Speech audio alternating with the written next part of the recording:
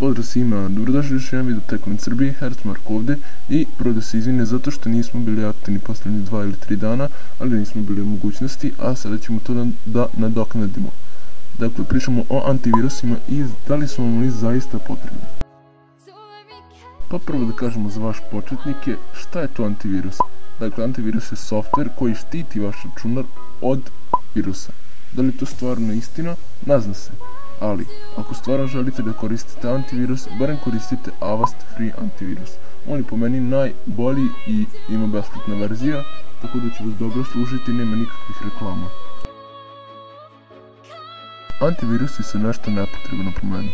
Ako želite da vaš računar bude zaštićen, skinite Malware Protection. To je zaštita od sumnjivih softvera i štitit će vas od svih hakerskih napada, upada na računar, virusa i ostalih nepoželjnih stvari. Antivirus je samo tu da bi napravili neki profit od vas, a to nije dobro, ali ovo je samo moje mišljenje.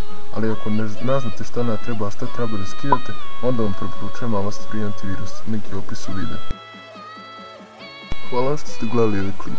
Kada ćemo se ponovo čuti, ne znam, možda za 2, možda za 3 dana, trenutno imamo neke velike obaveze, ali 100% će biti uskoro. Hvala vam što ste gledali još jednom i rekao sam šta sam rekao.